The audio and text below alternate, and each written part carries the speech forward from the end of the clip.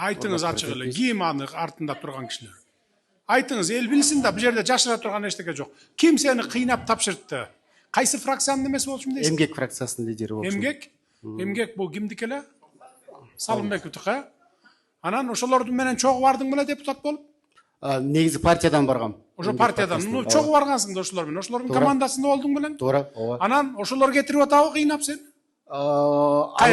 Алар дагы болуп атат. Анан сиздин дагы кеңешчиңиз Кубандыков Жаныбек Абдубахабович чалып, же камаласың, же барып тапшыр дешти.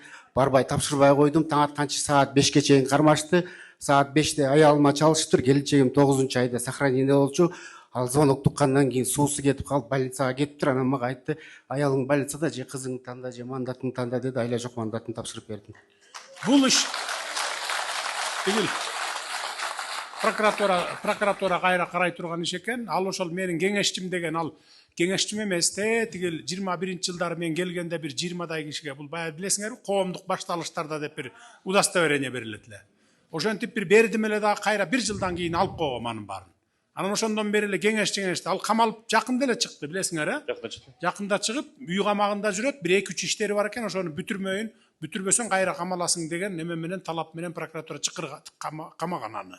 Камактан кайра чыгып, азыр ишин бүтүрүп жүрөт. Мына көрдүңөрбү, ушундай кесепетинен анан камалат көпчүлүгү. Антип менин атымды саткан, мен кеңешчисимин, мен тууганымын, мен мындаймын деп бирөөлөрдү алдап акча алгандар да болгон. Бардыгы камакта кайра акчаларын кайтарып берген. Дигил должностька койгондор дагы болгон. Антип атымды сатып кыла берет. Ишенбешиңер керек эч кимге. Мен анан бир туугандарымды, үй бүлө, бала чакамды билесиңер, мындай иштерге аралаштырбаймын. 5 жылдан бери аралаштырсам угат элеңер го бир деркени.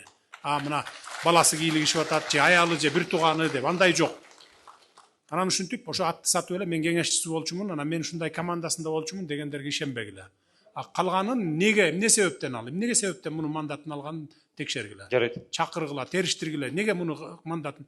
Жакшынакай эле иштеп аттың белең өзүң? Туура, Садыр Кожоевич, мен прокуратурада кайрылгам, бирок кандайдыр бир кыскача болуп келди. Жакшы эле иштеп келаткан 5 жылда ошол элдин көйгөйүн, шаардык тургундардын көйгөйүн көтөрүп, эл менен бийликтин ортосунда көпүрө болуп келем, Садыр Кожоевич. Сенин артыңда турган киши ким эле?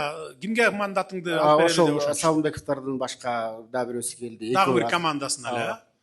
Сен жакпай калган экенсиң да аларга. Мен ошол көйгөйлөрдү көтөргөндөн алардын базарлардын маселелери дагы көтөрүлүп, мен базар үчүн келген эмесмин, эл үчүн келген дегенден ушундай кыйынчылыктар болуп калды.